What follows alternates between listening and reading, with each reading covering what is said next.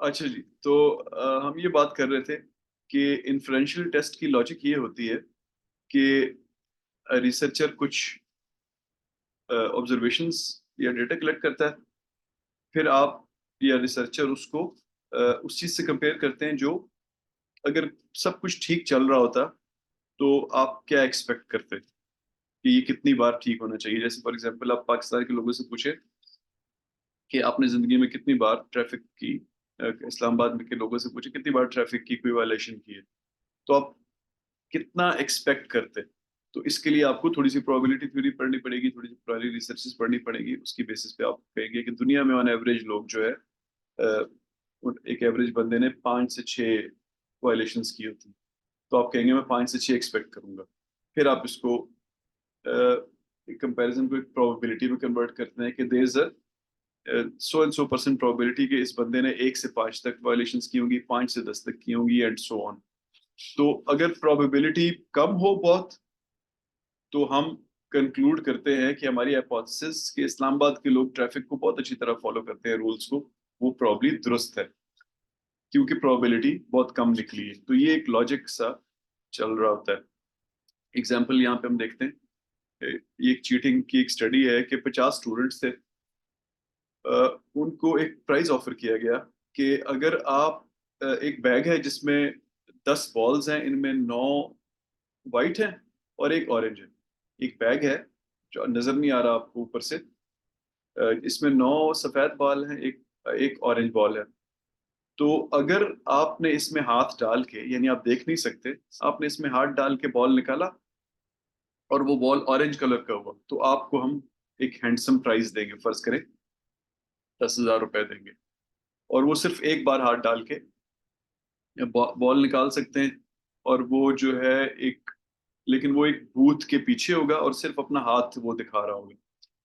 तो अब यहाँ पे एक चांस आ जाता है कि वो, जब आपने उसको बूथ के पीछे भेजा, तो वो उस डब्बे को जिसके अंदर बॉल पड़े हैं या उस सैक को जिसमें बॉल पड़े हैं, वो खोल के ना देख ले कहीं, और ऑरेंज को पिक करके ना निकाल ले। तो आप देखना चाहते हैं कि कहीं बच्चे चीटिंग तो नहीं कर रहे, तो आप क्या करेंगे। तो आप फिर ये देखेंगे कि अगर चीटिंग नहीं हो रही, तो ये 50 स्टूडेंट अगर अंदर जाएंगे, तो कितनी बार ऑरेंज बॉल निकलना चाहिए। तो प्रोबेबिलिटी थ्योरी ये कहती है कि एक ऑरेंज बॉल है 10 में से, ये 50 स्टूडेंट हैं, यानी 10 स्टूडेंट होते तो एक बॉल निकलता, तो 50 स्टूडेंट तो 5 बार ऑरेंज बॉल निकलेगा। तो कुछ इस तरह का आप एक्सपेरिमेंट डिजाइन करेंगे कि अगर 5 तक बॉल निकल आए तो चीटिंग नहीं हुई। अब प्रोबेबिलिटी है तो 6, 7, 8 भी बर्दाश्त कर लूंगा मैं, लेकिन अगर 10 बॉल निकलने शुरू हो गए 50 स्टूडेंट्स में से, तो मैं समझूंगा कि चीटिंग हो रही है।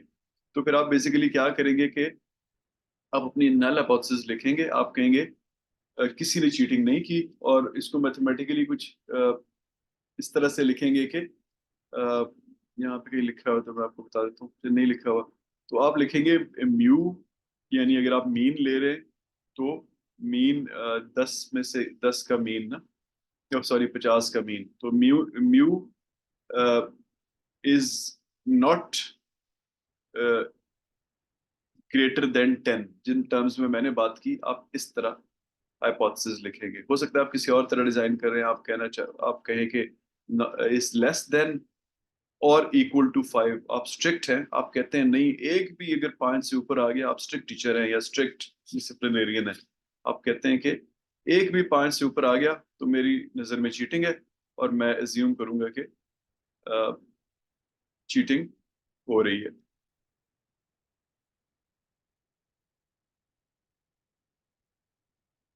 If H not is true, यानी आपकी बात ठीक है, किसी ने चीट नहीं की, तो कितने स्टूडेंट्स ने बॉल निकाला, तो जैसे मैंने आपको बताया कि इस प्रॉब्लम के मुताबिक 5 स्टूडेंट्स को निकालना चाहिए, क्योंकि 10 में से एक बॉल ऑरेंज था। अगर आपकी फ्रीक्वेंसी, अगर 6 ने निकाल लिया, तो क्या करेंगे आप, या 7 ने, या 8 ने, 9 ने निकाल लिया, तो आप कहेंगे चीटिंग है या नहीं है। तो यहाँ पे फिर वही बात आ जाएगी जो हमने शुरू में की, अल्फा लेवल वाली, कि हम देखेंगे कि व्हाट इज एट स्टेक, कितना सीरियस इशू है। फर्ज करें ये इनाम 10 लाख रुपए होता, तो अगर 15 बच्चों ने निकाल लिया 5 की जगह, तो आपके तो 1 करोड़ रुपए एक्स्ट्रा लग जाएंगे फिर। आपको 10 लोगों को 10-10 लाख रुपए देने पड़ेंगे एक्स्ट्रा, तो फिर आपका अल्फा लेवल कुछ और होगा, आपका सीरियसनेस लेवल कुछ और होगा। लेकिन अगर आपने खाली 10 रुपए इनाम देना है तो आप कहेंगे खैर है 15 तक भी काम चल जाएगा, हमें क्या 150 रुपए ही लगने हैं ना, तो मैं 15 पे कहूंगा कि चीटिंग हो रही है।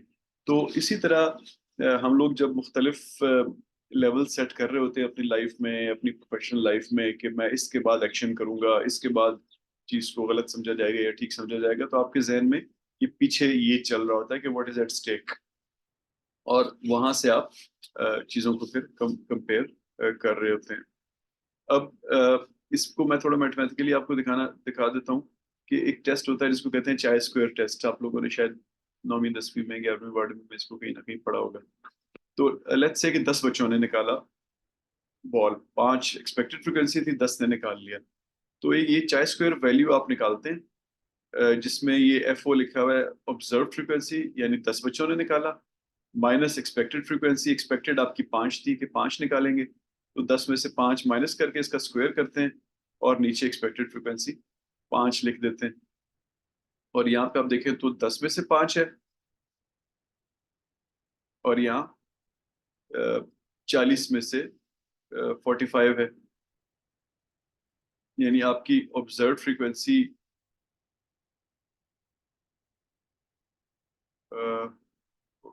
अच्छा ये समेशन है, ठीक है।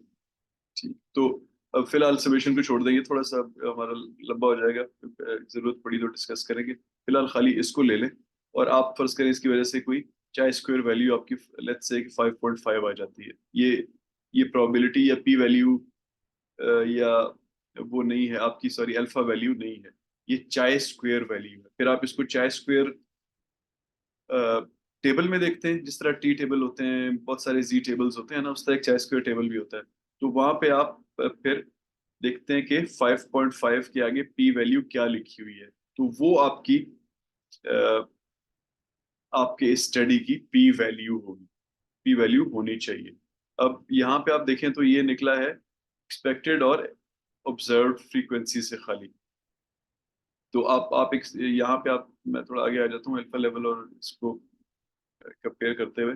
फर्ज करें आपकी, आपने रख लिया कि मेरी क्रिटिकल यहाँ पे आपकी 5.5 है ना, लेकिन हो सकता है आप इसको जैसे हमने पीछे कहा कि कोई 15 को एक्सेप्ट करेगा चीटिंग, कोई 7 को करेगा, कोई 10 को करेगा, कोई 6 पे ही कहेगा कि नहीं चीटिंग हो गई है, depending on what is at stake. तो हो सकता है कि आप कहें कि मेरी क्रिटिकल चाय स्क्वायर वैल्यू 3.84 है। तो जो ही 3.84 से बड़ी, तो आप पहले आप देखेंगे मेरी 3.84 है, इसका अल्फा लेवल क्या है, 0.05 है। कोई और कहेगा मेरी 5.412 है, कोई क्या कहेगा, कोई क्या कहेगा। तो बेसिकली हम इससे बता रहे होते हैं कि वो कौन सा नंबर है जिससे हम कन्विंस हो जाएंगे कि चीटिंग हुई है या नहीं हुई है। ये मेरा ख्याल है यहाँ पे this is it for today's lecture. ये इसके बाद की चीजें अगले लेक्चर के लिए। तो आप लोगों को कोई सवाल है तो मुझे बताएं।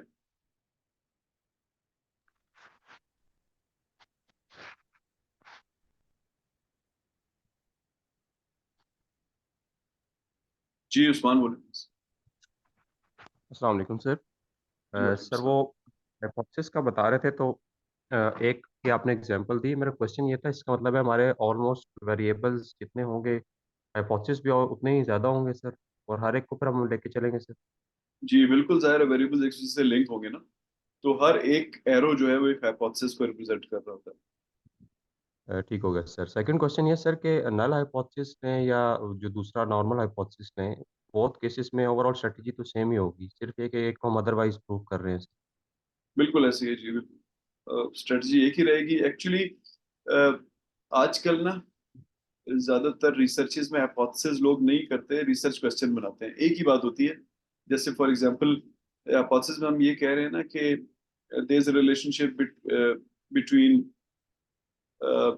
communication skills of managers and stress levels in employees. There's no relationship between these two things. ये हाइपोथेसिस की तरह स्टेट कर दिया।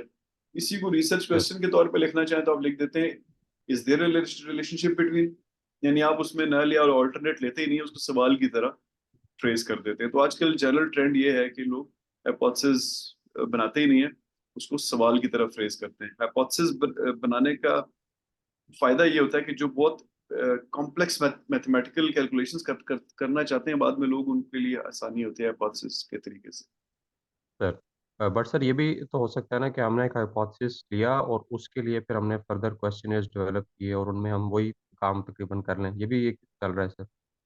हाँ देखिए, क्वेश्चन एक और चीज है ना, सर क्वेश्चन एक और चीज है, अच्छा मैं आप रिसर्च क्वेश्चन की बात कर रहा हूँ। बस ठीक है, thank you so much sir, बहुत शुक्रिया। जी जी सर जावेद शेर सर। जी अ, जावेद। सर असाइनमेंट हमारी सबमिशन जो है वो डे आफ्टर टुमारो है।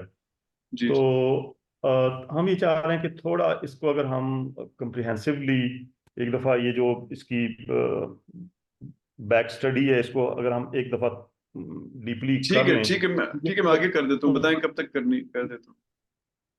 Sir by end of the week sir कर दें तो हमारे लिए एक ठीक है कंप्रिहेंसिव जो उसका ठीक है जी, ठीक है, मैं सॉल्यूशन है संडे ना वो संडे हम।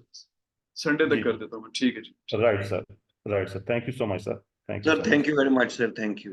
Thank you thank so you. Much. अच्छा सर, ये मुजफ्फर दिस साइड सर। जी सर ये एक मुजफ्फर। चीज क्लियर कीजिए, अ, ये जो रिसर्च फ्रेमवर्क है ये रिगार्डिंग असाइनमेंट क्वेश्चन, जी जी अगर तो हम इंडिपेंडेंट वेरिएबल्स और डिपेंडेंट वेरिएबल्स लेते हैं, सिर्फ ये दो कैटेगरीज, फिर तो बहुत जी सिंपल डायग्राम बनती है। ठीक है सर। ठीक है। जी जी अच्छा, इन केस हम मीडिएटिंग भी लेते हैं और प्लस मॉडरेटिंग भी लेते हैं, तो जी फिर डायग्राम चल वो तो सिंपल ही है, but hypothesis, number of hypothesis जो है वो उसमें ऐड हो जाएंगी। ठीक है सर। जी ऐसे ही। जी अच्छा, मतलब कि यूं कह लेंगे थोड़ा सा एक्सपैंड हो जाएगा स्कोप। अच्छा, ये तो एक एस्पेक्ट हो गया। अच्छा, क्वेश्चन मेरा ये है सर कि मीडिएटिंग वेरिएबल्स के जो एरोज हैं वो तो हम बिटवीन इंडिपेंडेंट और डिपेंडेंट वेरिएबल्स में हम लिंक कर देते हैं कि एक एरो इंडिपेंडेंट से मीडिएटिंग पे जाएगा, दूसरा मीडिएटिंग से आगे निकल के डिपेंडेंट में चला जाता है सर।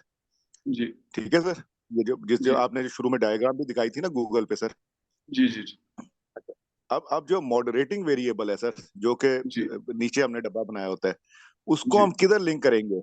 वो डायग्राम में उस था कि इंडिपेंडेंट से डिपेंडेंट पे एक एरो जा रहा है, तो उस एरो के साथ बीच में वो जी इंटरसेक्ट बिल्कुल कर रहा है। ऐसा ही है, बिल्कुल ऐसा ही है। वो मॉडरेटर का एरो जो है वो एरो पे लगता है, जाके एरो के मिडिल में लगता है।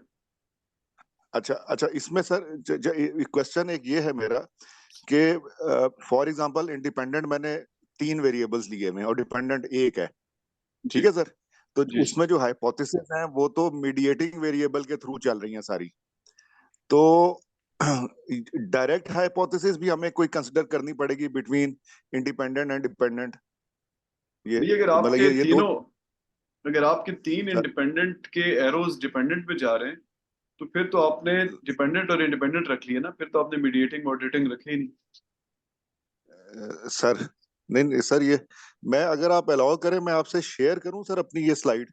जी जी करें जरूर। मैं मुझे एक आध मिनट लगेगा सर, ये इसमें ये, ये मुझे एक आध मिनट लगेगा सर, ये इसमें मुझे थोड़ा सा आप टाइम दें। जी जी करें करें। सर इस दौरान मैं एक क्वेश्चन करना चाह रहा था सर। जी जी श्योर प्लीज। सर इसमें जो इनिशियल हमारी असाइनमेंट 1 और 2 है, इनको हमने एज इट इज साथ हाँ जी जी बिल्कुल इंटीग्रेट कर। बिल्कुल बिल्कुल अच्छा उसी तरह, बस उनको पहले वन का एक पेज हो, फिर टू का एक दो पेज जी, जितने भी हैं आपके, और फिर थ्री मतलब ये एक सबमिट। समरी उनकी हम कर दें क्योंकि वो तो बड़ी हमने बड़ी डिटेल में उसकी वो फाइंडिंग्स रिसर्च पेपर्स थे और वो सारा उतना कम्प्रिहेंसिव तो उसको नहीं हमने लेके चलना, या उसका एक एब्स्ट्रैक्ट हम बना लें असाइनमेंट 1 का और असाइनमेंट 2 का, नहीं और नहीं नहीं, उसमें कुछ ना करें वो। Concept. There is no need for extra work. Basically मैं ये चाह रहा हूँ कि आप लोग का ना, जब ये 3 4 5 असाइनमेंट पूरी होंगी तो एक basic form of research paper बना हुआ हो, बस मैं ये चाह रहा हूँ। तो अच्छा अच्छा अच्छा, don't do anything, just just paste them. Right sir, right sir. जी और सर जब हम ये अभी इस सारे को काफी सारा तो हमने इनिशियल ग्राउंड वर्क जिसे कहते हैं वो हमने किया है अपनी इस असाइनमेंट के लिए, तो इस दौरान में अब ये जो आज की हमारी काफी कंसेप्शन क्लियर हुए हैं, तो अब आगे जब हम इसको अप्लाई करने जा रहे हैं तो इस दौरान में अगर हमें कोई ड्यूरिंग द वीक अगर कोई कहीं पे क्लैरिफिकेशन चाहिए होता है तो can we request on the group एक क्वेश्चन की फॉर्म में, अगर हमें उसमें कोई हाँ गाइडलाइंस बिल्कुल आपकी चाहिए बिल्कुल बिल्कुल बिल्कुल तो जरूर वो हम करें कर जरूर करें। सकते हैं। हाँ, राइट सर। लेकिन मुझे कोई अपने असाइनमेंट स्पेसिफिक क्वेश्चन ना पूछेगा, वो अच्छा नहीं लगता। नहीं सर, नहीं यानी आप नहीं नहीं नहीं सर, हाँ नहीं ना, नॉट एट ऑल, मतलब एक जनरल होगा कि जी मतलब जी आप बिल्कुल कहीं अगर यानी हम उस डायरेक्शन में ठीक जा रहे हो। बिल्कुल ठीक है, बिल्कुल ठीक है। Right sir, thank you sir.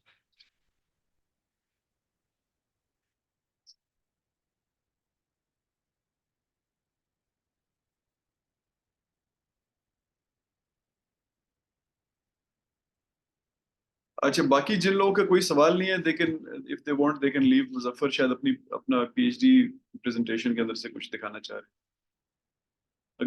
अगर देखना चाहते हैं आप जरूर देखें, नहीं देखना चाहते तो यू नहीं। सो मुझे थोड़ी सी वो प्रॉब्लम हो रही है शेयर करने में, थोड़ा सा मुझे एक आध मिनट लगेगा। सर, इफ बीच में जो टाइम है उसमें एक क्वेश्चन और सर, कि अगर जी श्योर श्योर। रिसर्च को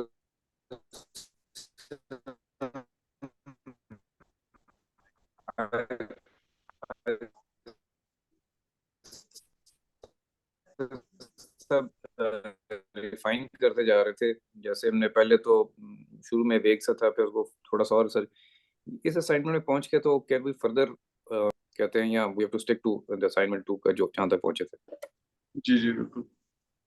थोड़ी सी आपकी ना सलमान आवाज कट गई थी, तो मैं अज्यूम कर रहा हूँ आपने ये पूछा है कि अब पहले हम ब्रॉडली बात कर रहे थे, फिर आहिस्ता आहिस्ता स्पेसिफिक होते होते अब हम बिल्कुल डिफाइन कर रहे हैं और लिंक्स डिफाइन कर रहे हैं, यही बात पूछी आपने? एग्जैक्टली सर, बिकॉज अभी हम काफी जरा नैरो डाउन करके रिसर्च को फोकस पे जा रहे थे, तो हम प्रोसेस को यानी नैरो डाउन करते जा रहे थे, जूम इन करते जा रहे थे। कैन जी वी जी फर्दर बिल्कुल जूम ऐसे। इन एट दिस स्टेज, और इसके बाद बस अभी अब रिसर्च क्वेश्चन जो है वो उसकी तरफ आ जाएं, जो असाइनमेंट फॉर। हाँ देखिए, आप अपने अपनी अपनी रिसर्च में आप जितना डीप में जाना चाहते हैं जरूर जाएं, आपके नंबर भी ज्यादा आएंगे और आप सीखेंगे भी ज्यादा। तो मैं तो चूंकि मैंने सब 50 55 57 स्टूडेंट हैं, तो मैंने एक एवरेज को लेके चलना है, तो मैं तो उसी नेचर की असाइनमेंट्स दूंगा ना।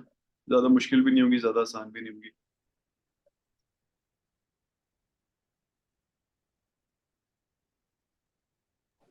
Thank you sir. अच्छा सर, ये एक्चुअली मेरे वो लैपटॉप में तो ओपन हो रही है, बट इधर ये इसका व्यू शो नहीं हो रहा प्रेजेंटेशन का। आप मैं शेयर ऐसे में करता हूँ मैं। उसको आप शेयर में चेंज करें ना। अभी आपने अपनी एक्सप्लोरर को शेयर किया हुआ है, वहां जाएं सर और शेयर स्क्रीन में दूसरी स्क्रीन को शेयर करें। अ, जो नीचे बटन है ना बहुत सारे, जहां से आपने स्क्रीन शेयर की थी उसको दोबारा दबाएं। सर एक मिनट सर, और पावर पॉइंट वाली ये को भी शेयर करें। ये यहाँ से ना सर ये ओपन नहीं हो रही। अच्छा, आपकी ये पावर इधर पॉइंट ही नहीं ओपन हो रही?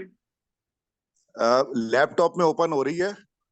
एक्चुअली मैं लैपटॉप से भी मैंने जूम में एंटर हुआ हूँ और मोबाइल से भी हुआ हूँ। तो अच्छा अच्छा अच्छा अच्छा अच्छा। वो लैपटॉप पे जो है ना ओपन हो रही चले है। आप और जुबानी पूछ लें, आप जो पूछना चाहते हैं जुबानी पूछ लें।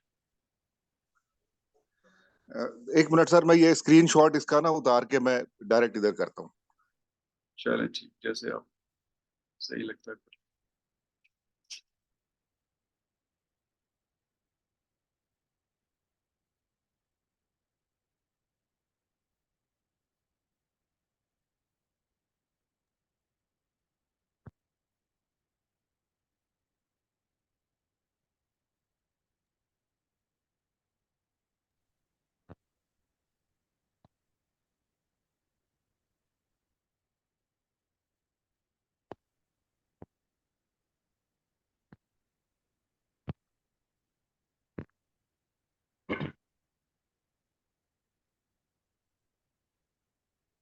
सर जी मुजफ्फर, उस्मान जी बोले। सर सर टाइम अवेल कर लूँ सर, थोड़ा सा है। श्योर श्योर, जी जी श्योर।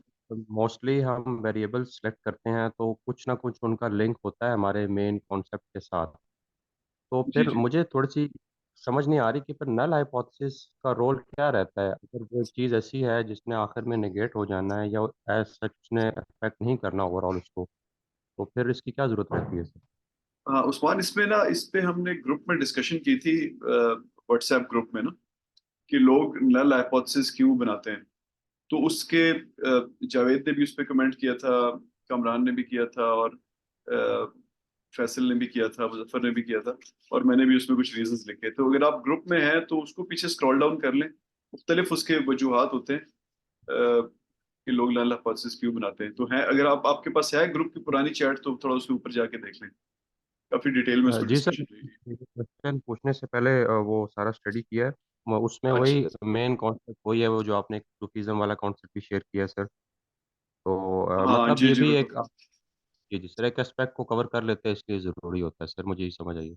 हाँ देखिए, इसका सबसे जो रिसर्च कम्युनिटी से रिलेटेड इम्पोर्टेंट रीजन है ना, वो ये होता है कि लोग, रिसर्च की एक फंडामेंटल टेनेंट है कि हर चीज को एक्सेप्ट नहीं करना, और स्केप्टिक रहना है, हर वक्त शक करते रहना है कि जो कोई नया बंदा बात कर रहा है वो गलत बात कर रहा है। तो उसको सेटिस्फाई करने के लिए नल हाइपोथेसिस से शुरू किया जाता है। फिर इस तरह और भी बहुत सारे मैंने वहाँ पे रीजंस लिखे थे, जी सर, थैंक यू बाकी सर। पार्टिसिपेंट्स ने भी लिखे थे। अच्छा हाँ मुजफ्फर, ये देखें सर आपने मैं ना। एक कमेंट सर ऐड करना चाह रहा हूँ जस्ट। जी जी श्योर श्योर। सर ये ऐसी ही है कि जैसे पुलिस किसी यानी क्रिमिनल को या किसी भी जिसके ऊपर एलिगेशन होता है उसको जब इन्वेस्टिगेट कर रही होती है तो उसके ऊपर शक कर रही होती है, हाँ अनलेस बिल्कुल इट इज बिल्कुल प्रूव्ड अदरवाइज। तो जस्ट टू बिल्कुल बिल्कुल अंडरस्टैंड ऐसे द ही। कॉन्सेप्ट, मतलब ये उस्मान के लिए है कि जी बिल्कुल बिल्कुल शायद मतलब हम उस को अगर अपने जहन में रख लें कि how does the police officer investigate, तो वो शक कर रहा होता है कि जी आपने ये जरूर किया होगा, आपने ये बिल्कुल। जरूर किया होगा। तो फिर बिल्कुल, ये उसको जो है वो आपने अदरवाइज जो है वो जब प्रूव हो जाता है तो प्रूव इसका कर, मतलब है कि आप उसको इनोसेंट डिक्लेयर कर देते हैं। बिल्कुल ठीक तो बिल्कुल ठीक। ये बेसिकली जस्ट कंसेप्चुअल अंडरस्टैंडिंग के लिए सर। बिल्कुल इस तरह के और थैंक भी यू। बहुत सारे रीजंस ऊपर लोगों ने लिखे हैं उस्मान, तो आप उनको अब जरा जी इस सर ठीक है। कॉन्टेक्स्ट में पढ़ेंगे तो शायद आप ज्यादा समझ आ जाएगी। सर सर ठीक अभी होगा। स्क्रीन शेयर हो रही है सर, जी जी मुजफ्फर की साइड से? मुजफ्फर जी बिल्कुल हो रही है। अब देखें ना, इसमें आपने ये जो quality of work, job accuracy, job productivity, ये सारे आपके इंडिपेंडेंट वेरिएबल्स है, और employ work performance dependent variable है। इनमें से जी सर। अब इन तीनों को आपने एक ही डब्बा बना के एक्सप्लेन कर दिए, यानी मीडिएटर जो है, दो जो हैं वो आप तीनों के लिए यूज कर रहे हैं, और नीचे मॉडरेटर हैं दो, इनको आपने एक डब्बा बना दिया। ये शायद रीजन होगा आपका, कोई पता नहीं, इसकी मुझे समझ नहीं आई। तो इसमें क्या पूछना क्या चाह रहे हैं आप? सर पूछना मैं ये चाह रहा हूँ, ये एक्चुअली ये जो डॉटेड डब्बा बनाया हुआ है ना सर, जी जी ये डिपिक्ट कर इंस्टेड के मैं हर डब्बे के अगेंस्ट सेपरेट एरोज लगाता ना, वो बेसिकली वो एरोज आपस में फिर वो इंटरमिंगल हो रहे थे। ठीक है सर।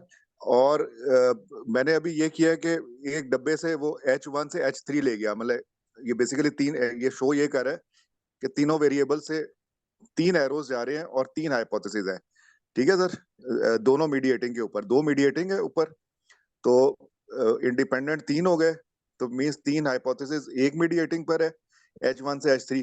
फिर इसी तरह नेक्स्ट मीडिएटिंग वेरिएबल के ऊपर H4 से H6 पर है। हाँ, ये ठीक है समझ सर। आ रहा है बिल्कुल। व्हाट इज योर क्वेश्चन, पूछना क्या चाह रहे हैं आप?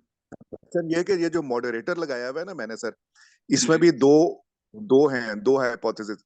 ये अभी मैंने इंडिपेंडेंट से जो डिपेंडेंट पे जा रहा है उसके ऊपर एरो लगा दिया मैंने। ठीक है सर। जी ये जी एरो ज्वाइन कर रहा है उसको। अच्छा, अब इंडिपेंडेंट से डिपेंडेंट ये भी हाइपोथेसिस बनाऊं मैं, या ये एज इट इज ये प्लेन एरो है? ये आप देखें ना सर, ये इंडिपेंडेंट से जो डिपेंडेंट पे जा रहा है, इधर भी क्वेश्चन मेरा ये है कि इधर भी मुझे एक हाइपोथेसिस ऐड करना पड़ेगा, या ये सफिशिएंट है सर? अच्छा देखिए, ये जो जिस तरह आपने बनाया ना, ये तो आपने अपनी कन्वीनियंस के लिए बनाया ना, यानी कन्वीनियंस ऑफ रिप्रेजेंटेशन के लिए बनाया ना। तो हमारे लिए बस इतना काफी है कि आप बता देंगे कि आपके जो मेन इंडिपेंडेंट और डिपेंडेंट वेरिएबल्स हैं, इनमें रिलेशनशिप क्या है, बस दैट इज इनफ। बाकी किसी की जरूरत नहीं, मीडिएटिंग और मॉडरेटिंग के हाइपोथेसिस बताने की जरूरत नहीं है। ठीक हो गया सर। ठीक है sir. Sir thank you sir. जी किसी और का कोई सवाल है जी? नहीं है तो छुट्टी करते हैं। Sir thank you very much sir. Thank you जी, थैंक यू एवरीबॉडी, इंशाल्लाह मिलते हैं। Sir thank you so much sir, thank thank you. You, अल्लाह हाफिज।